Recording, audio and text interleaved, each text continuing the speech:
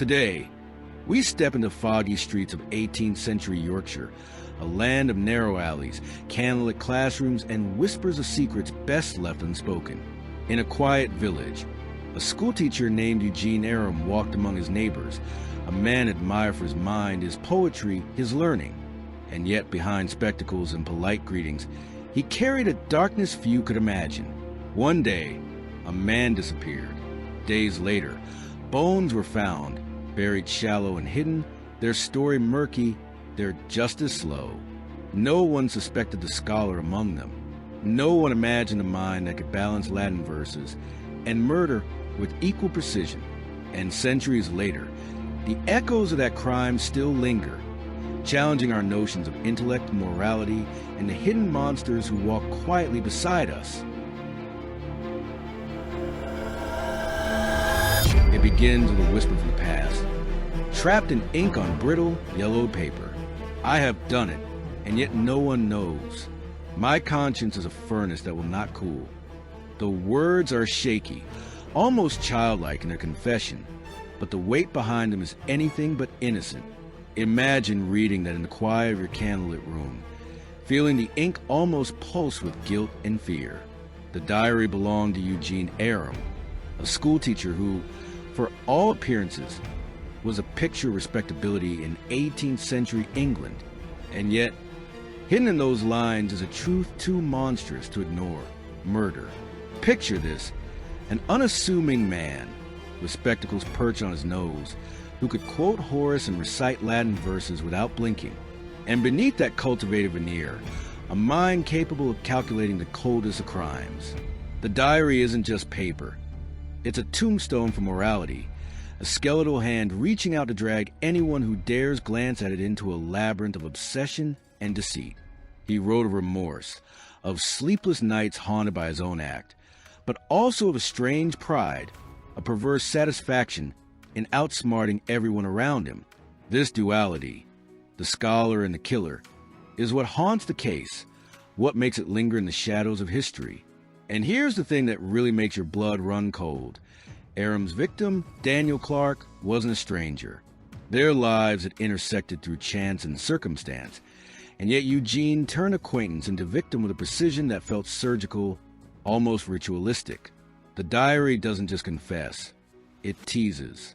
It toys with us. The careful way he describes the act, never blunt, always with scholar's detachment, reads like a horror story written in real time, except it isn't fiction. The horror here is tangible, steeped in flesh and bone, and the mundane reality of a man walking free, blending into society, while carrying this dark secret like a coiled snake. Even more unsettling, this is not just the ramblings of a deranged mind. There are corroborating clues, physical traces buried under layers of time, unearthed bones, suspicious behavior witnessed by neighbors, whispered rumors in dimly lit taverns. Each one a note in a grim symphony that leads straight to Aram. The diary is only the overture, and so you sit there, imagining the candle flicker as you read, feeling the cold grip of inevitability. Because even as he wrote those words centuries ago, there was a part of him that knew the law, the world, and the morality of man would eventually claw its way through the layers of deception he so meticulously constructed. Eugene Aram is not just a case. He is a mirror, reflecting the unsettling truth that monsters sometimes wear tweed coats, carry books on their arms, and smile in the sunlight. Picture England in the mid-18th century. Cobblestone streets slick with rain, that faint tang of soot and smoke clinging to the air, and villages that whisper secrets through thin wooden walls of their cottages. It is a world suspended between old superstition and the creeping logic of Enlightenment thought, a place where education is a rare jewel, but human cruelty is as common as ale in the tavern. This is where Eugene Aram lived, breathed, and ultimately plotted his quiet descent into infamy. Knaresborough, a small market town in Yorkshire, was a kind of place where everyone knew each other, and yet anonymity could slip in like fog over the moors. Houses leaned awkwardly on each other, their timber frames groaning with age. Schoolhouses were modest, with chalkboards that had more scratches than lessons, and a teacher's reputation could sway an entire community's perception of morality. Education was both a shield and a weapon. The learned were revered, but suspicion hung thickly around those who dared to exceed the ordinary. Life was harsh, but it had rhythm. Farmers worked the field from dawn to dusk. Merchants bargained with the precision of mathematicians, and gossip spread faster than the summer plague of flies. There was little room for the extraordinary in day-to-day life, and yet, under the ordinary exterior, the undercurrent of human darkness ran like a hidden stream. Poverty, envy, unfulfilled ambition. These were not abstract notions but lived realities, shaping decisions, tempering tempers, and in the case of Aram, sharpening a mind capable of terrible calculation. Imagine a village meeting in the town square, wooden benches rattling, voices calling over one another, a palpable sense of community and suspicion intermingled. Everyone knew who owed money, who had a grudge, who stayed out too late at night. It was a world without modern police, without forensic science, without the comforting glow of certainty. Justice was a fragile thing, often guided by rumor as much as by evidence, and a clever mind could hide in plain sight, while the ordinary folk floundered in assumptions. In this environment, the boundaries between civility and criminality were porous. A man with knowledge, Latin, arithmetic, classical texts, could command trust, yet wield that trust as a blade. Eugene Aram was precisely that man, educated enough to inspire respect, cunning enough to exploit every loophole in human perception, and operating in a world where a teacher's authority could mask a predator's intentions. And yet, for all the order and quiet routine, the air seemed to carry a subtle tension. The moors were beautiful, yes, but they were also isolated. The river sparkled, but they had slippery, treacherous banks. The environment itself, calm on the surface, dangerous underneath, mirrors the story that was about to unfold. A scholar in a quiet village, a missing man, a hidden crime. The stage was set not with spectacle, but with the deceptive ordinariness of daily life. This is the world in which Aram's intellect and obsession would collide with morality, law, and fate. The stage itself is part of the story. Every narrow alleyway, every candlelit classroom, every suspicious glance from a neighbor, all threads woven into the tapestry of tragedy. Eugene Aram. Even saying the name aloud feels strange, like you're pronouncing something that shouldn't exist in polite conversation. Born in 1704, he was a man who seemed to carry two lives within one body, the learned scholar and the calculating killer. By all accounts, he was brilliant, almost unervingly so, with a mind that could parse Latin grammar as easily as he could recall the latest village gossip. He taught school children by day, recited poetry by candlelight, and walked among his neighbors with a genial, almost harmless smile. And yet, that smile, you start to wonder what thoughts flickered behind it. He had a way of charming people, earning trust without effort, slipping beneath the radar because he seemed so ordinary, so almost painfully ordinary, that no one could imagine he harbored a dark, simmering intelligence. He was not brutish, nor obviously cruel. In fact, he appeared almost fragile, physically unimposing, the kind of man you would invite to dinner without hesitation. But Aram's danger was quiet, cerebral. It was in the way he observed, calculated, and weighted. He could memorize people, habits, even minor details that most would dismiss, and he stored them like a collector hoarding rare coins, until the moment they could serve him. But let's pause here. He wasn't a villain out of a Gothic novel, with grand gestures of evil. He was terrifying because he was real, because he was, in many ways, completely relatable. He read, he taught, he debated philosophy. He was all the trappings of respectability. And yet somewhere inside, a moral compass had gone off its axis. He was fascinated with secrets, the gaps between truth and appearance, the cracks where ordinary people's lives could be manipulated without consequence.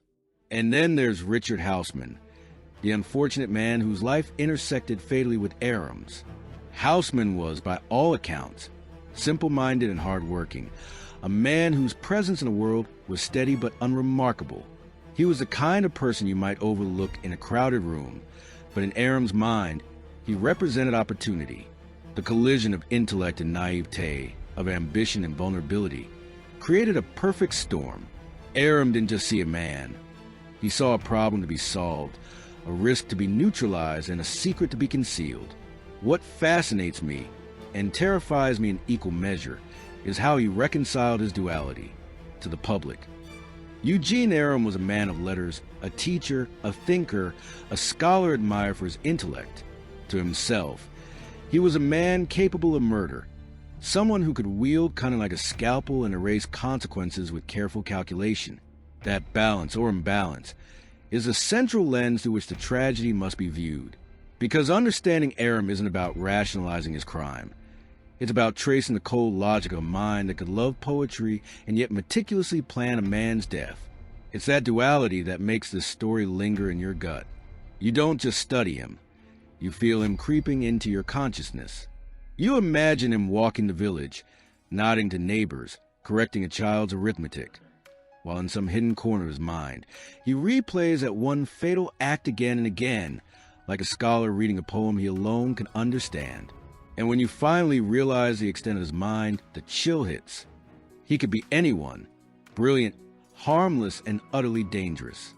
It started with a disappearance so mundane, it almost slipped past notice. Richard Houseman simply didn't return home one evening.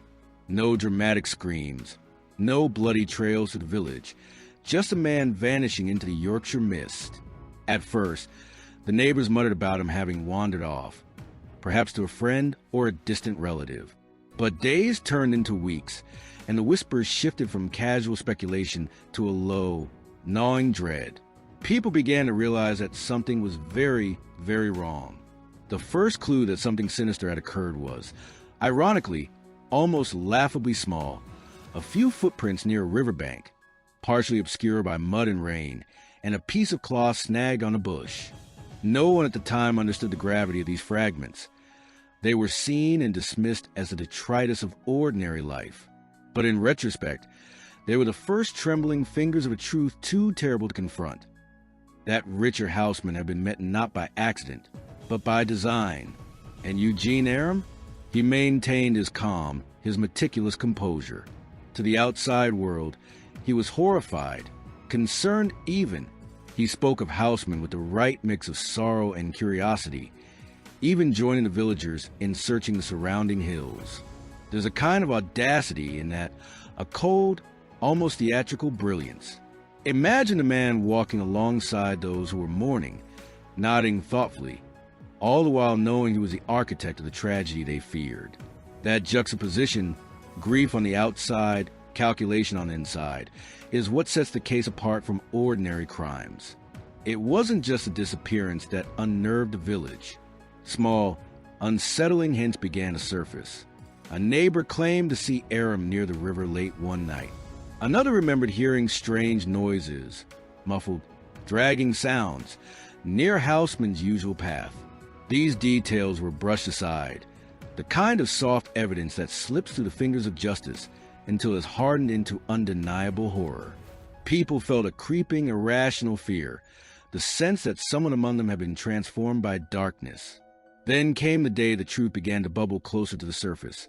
A body, or more accurately, skeletal remains, was discovered in a shallow grave. Time had already begun its work, leaving only bones and the faintest trace of what had been flesh and life. Even in its decayed state, the corpse was a stark reminder of the fragility of human assumptions. And yet, the identity of the murderer remained shrouded. The village, already whispering about missing men and strange behaviors, now had a tangible, bone-chilling proof that someone had crossed a line that society was ill-equipped to punish without certainty. The first disturbance wasn't dramatic. There was no immediate chase, no explosive revelation. It was subtle, creeping like the slow spread of ink across parchment, a small ripple in the daily routine that would, over months and years, reveal itself as a tidal wave. The disappearance of Richard Houseman wasn't just the loss of one life. It was the unlocking of a nightmare carefully concealed behind the mild, scholarly exterior of Eugene Aram. And that is where the true terror begins. In the ordinary, in the routine, in the fact that monsters sometimes whisper and smile while the world sleeps. Once the skeletal remains of Richard Houseman were unearthed, the village's initial shock rippled into something darker, a tangled web of suspicion, rumor, and outright paranoia. People began to notice small inconsistencies. Aram's carefully measured grief sometimes felt rehearsed, his presence near the discovery of the bones too convenient. But how do you accuse a man admired for his intellect, a teacher and poet? The tension between his outward respectability and the accumulating hints of guilt became almost unbearable, a psychological pressure cooker for community. Testimonies conflicted at every turn.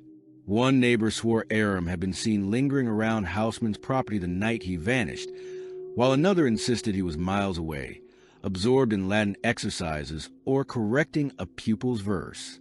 Time, distance, and human error collided, producing a haze of uncertainty.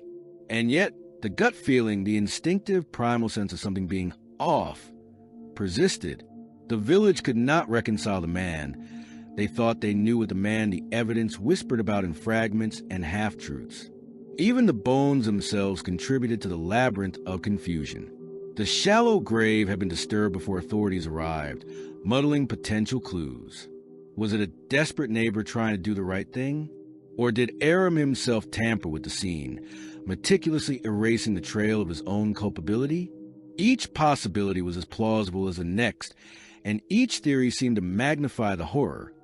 That someone capable of both intellect and cruelty could so deliberately manipulate reality, bending truth to his will. Rumors mutated like a virus, spreading faster than facts. Some claimed Houseman had been lured into hills for a private quarrel with Aram. Others suggested more sinister motives, jealousy, greed, or some obscure moral calculus known only to the scholar's mind. Even the investigators, professional or amateur, found themselves ensnared in contradictions. Eyewitness accounts, local gossip, and Aram's own evasive charm tangled into an almost impenetrable fog. It was impossible to separate certainty from imagination, fact from the grotesque embellishments of rumor. And there's something fundamentally unnerving about uncertainty of this magnitude. The human brain craves narrative, clarity, moral lines to separate right from wrong. But here, each detail Aram left behind, his diary, his calm demeanor, the fractured testimonies, threw a hand grenade into that desire. We wanted a villain to wear a mask of evil. Instead, Aram wore the garb of civility, and the village had no guide to tell them which reality was the true one. The deeper the investigation probed, the more the mystery seemed to expand. Missing objects, conflicting alibis, subtle manipulations of memory. These elements became an almost artistic expression of control and deception. Aram wasn't just a murderer. He was a puppeteer, pulling strings in a theater of uncertainty that left witnesses questioning not just what they had seen, but what their own minds were capable of constructing in response to fear. The horror here isn't just a crime. It's the way it warps perception. It seeps into every conversation, every glance, every recollection, forcing even the most rational observer to question whether truth is ever truly knowable. In the case of Eugene Aram, the deeper you dig, the more slippery reality becomes, until it almost feels like the crime itself is alive, twisting and shifting just out of reach. The investigation into Richard Houseman's death was messy, not chaotic.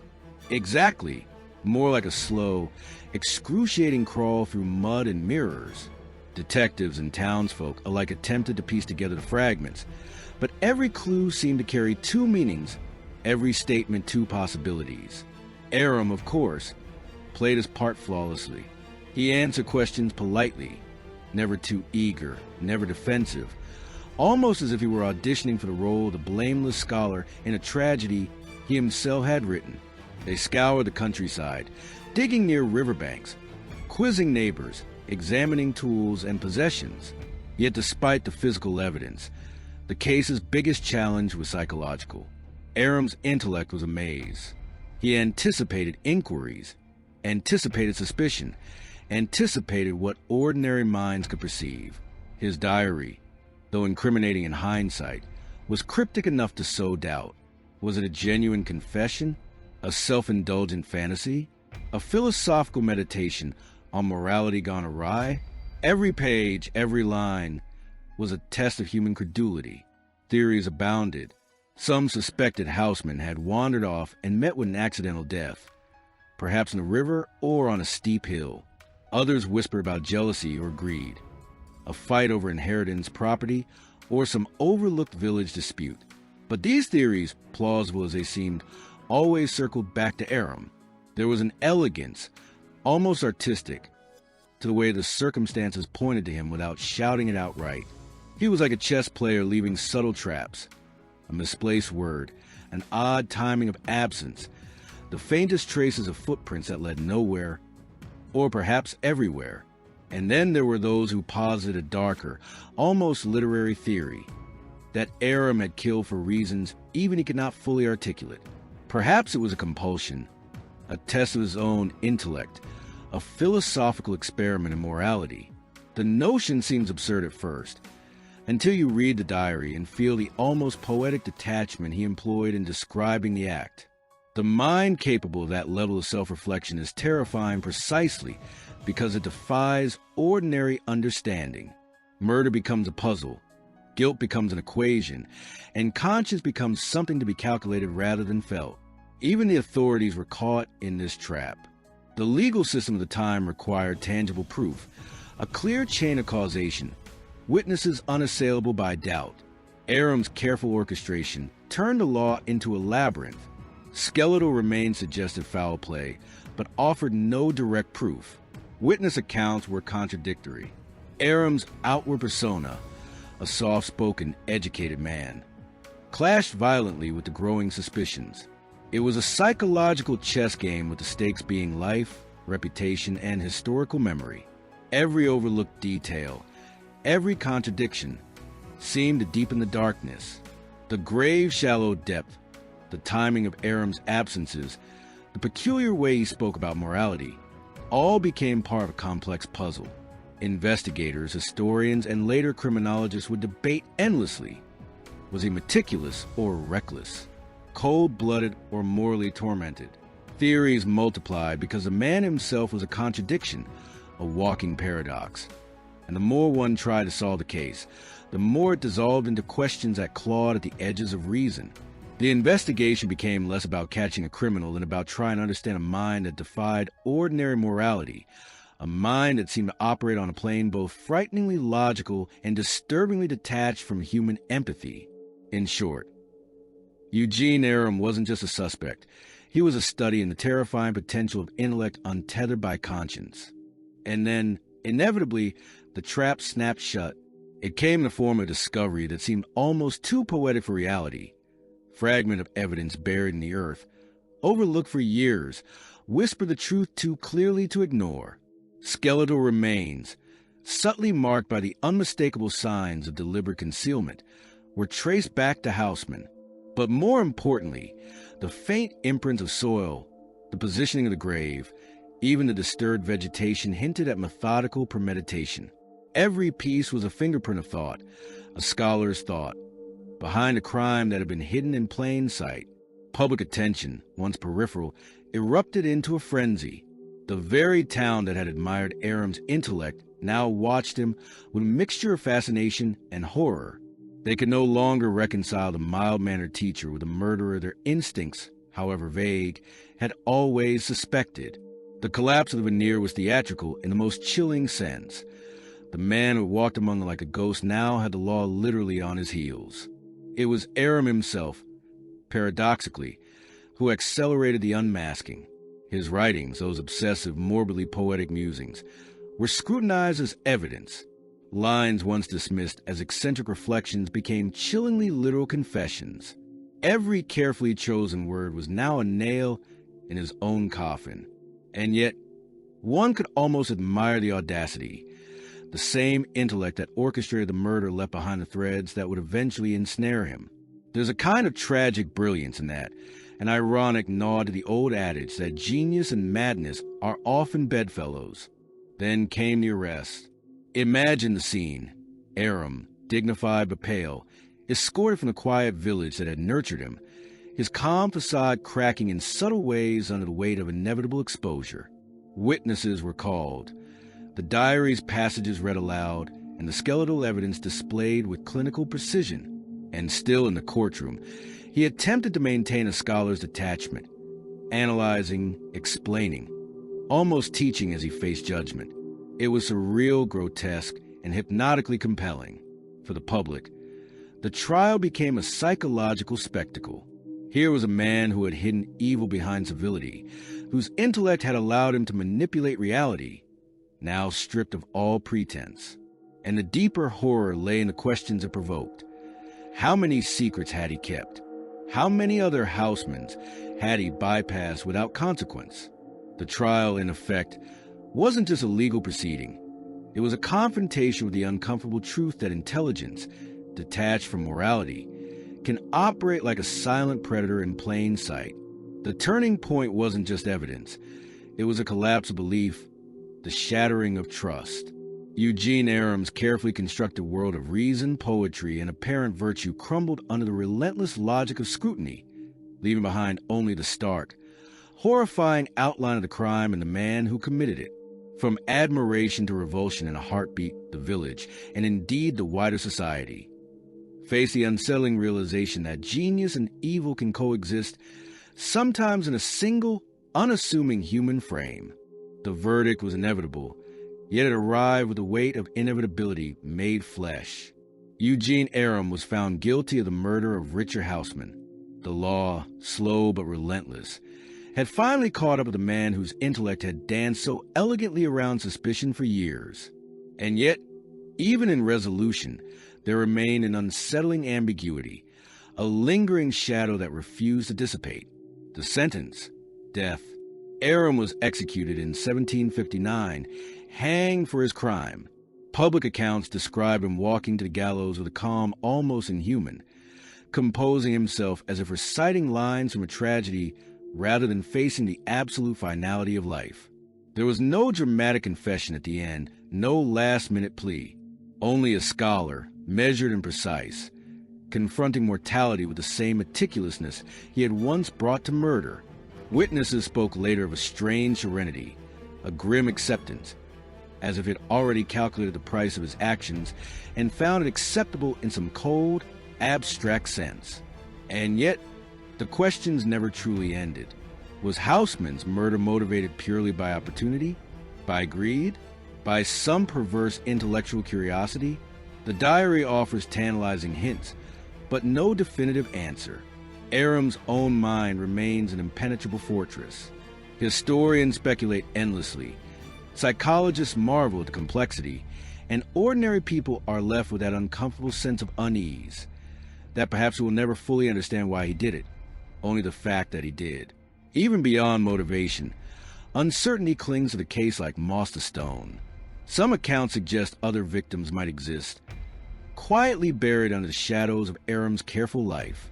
Others debate the precise sequence of events leading to Houseman's death, the exact method, the timing, the decision-making. It all contains gaps that tantalize and frustrate in equal measure. Each new theory seems plausible, yet none can be proven beyond doubt, leaving the story suspended between history and legend. The resolution, in effect, was both closure and a haunting. Justice was served, yet the intellectual enigma remained. Aram's crime was tangible, yet the man behind it, his psychology, his reasoning, his moral calculus, continues to evade definitive understanding. We can reconstruct timelines, examine evidence, quote diaries, but we cannot peer fully into the abyss of his mind. And perhaps it is the most disturbing truth of all, that a single, ordinary-looking man could contain such extraordinary darkness, and that even when the law acts, the human mind's shadows remain untouched. So the village returned to its routines, the fields tilled, the streets swept, yet the echo of Aram's duality lingered. It was a cautionary tale whispered to children, an unsettling study for scholars, a story that forced every reader, every listener, to question the assumptions they make about people, appearances, and morality itself. Because in Eugene Aram, the ordinary and the monstrous coexisted in a way that refuses easy explanation. Even decades later, The shadow of Eugene Aram's crime stretches long across history. His case became more than a local scandal. It morphed into legend, whispered in taverns, debated in academic halls, and immortalized in poetry and prose. Thomas Hood, the poet, would later render Aram's story in verse, capturing the tension between intellect and guilt, the delicate horror of a man who could balance scholarship and murder with eerie precision. Literature, it seems, has always been drawn to this kind of darkness, a mind so brilliant it terrifies, so calculating it fascinates. The village itself bore scars, subtle but persistent. Families carried the weight of suspicion for generations. The moral compass of their community, forever altered by a single act of premeditated violence. Teachers were watched more closely. Scholars were eyed with a mixture of admiration and fear. Aram's existence exposed the vulnerability of civility, the terrifying truth that social respectability can cloak monstrous impulses. In a way, the aftermath was more psychological than physical. The fields would be plowed, streets swept, bones buried. But the idea that a neighbor could be a murderer remained embedded in the communal psyche. And beyond Knaresborough, Aram's case influenced legal thought and public imagination alike. It highlighted the gaps in 18th century investigative methods, the difficulty of proving premeditated crimes in a society that relied heavily on witness testimony and circumstantial evidence. His ability to evade suspicion for so long forced authorities to confront the limitations of the procedures, ultimately shaping a subtle evolution in how crimes were approached, documented, and prosecuted. Yet, the legacy is darker than law or literature. It's ethical, psychological, existential. Aram's story forces us to grapple with uncomfortable truths about human nature. How much of evil is deliberate, and how much is a product of intelligence untethered from morality? How often do we mistake charm and intellect for virtue? And how easy is it for someone like Aram, scholarly, composed, seemingly harmless, to hide the most brutal instincts behind a veneer of civility? These are the lingering questions that keep historians, criminologists, and ordinary people returning to the case, time and time again, trying to pry open a mind that refuses to be fully understood. Even today, the case is a psychological blueprint, a study in duality, obsession, and the terrifying potential of a brilliant mind turned inward toward darkness. In classrooms, in criminal studies, and in the pages of true crime literature, Eugene Aram serves as both a warning and a fascination, a reminder that intellect is not inherently moral, that civility can mask monstrosity, and that the quietest man may sometimes be the most dangerous. And here we are, standing at the edge of the story, peering into the void left by a life that was, in all ways, ordinary and yet monstrously extraordinary. Eugene Aram walks through history like a shadow, the kind that lingers long after the person has vanished, refusing to be dismissed. He is a man whose mind was a labyrinth, whose conscience was a furnace, whose intellect could dissect morality while simultaneously obliterating it. We can study the diary, the trial records, the skeletal evidence, and still feel the ineffable weight of mind that, for a brief and terrible period, wielded life and death with the precision of a scholar correcting a Latin verb. Think about that. Someone so refined, so learned, that the tools of knowledge became instruments of concealment, of manipulation, of murder. And what lingers isn't just horror. It's fascination, a kind of perverse admiration for the sheer audacity of intellect turned lethal. It's tempting to read him as a literary character, the villain of a Gothic tale. But he was flesh, bone, thought, and will. He ate, he walked, he smiled, he taught, and he killed. The ordinariness is the scarier part, because it suggests that genius and monstrosity are not mutually exclusive. They can coexist, coiled and patient, waiting for opportunity. Even today, when we study his life, we're left with fragments.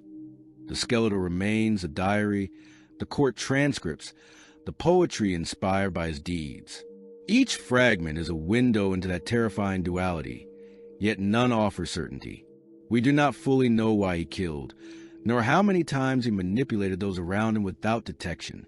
We only know that the veneer of civility can conceal darkness, and that some crimes, committed with intellect and precision, leave a psychological residue far longer than any physical trace. It is tempting, almost comforting, to think that justice, final, absolute, can restore balance. But in Aram's case, even execution cannot erase the lingering questions, the hypothetical what-ifs, the chilling fascination of a mind that was both brilliant and monstrous. His story does not end neatly. It continues in every whisper recounting, every study of human nature, every quiet reflection on the thin line between reason and cruelty. So we leave him there, suspended between history and myth, intellect and evil, ordinary man and extraordinary horror. Eugene Aram is more than a case study. He is a mirror, one that reflects a truth we may not want to face, that the human mind is capable of both beauty and unspeakable darkness, sometimes within a single, unassuming frame. And as you close this chapter of history, that mirror lingers. You feel it in the quiet, in the pause between thoughts, in the way you glance at the ordinary people around you and wonder, just for a moment, what they might be capable of if intellect and darkness collide in their own secret mind.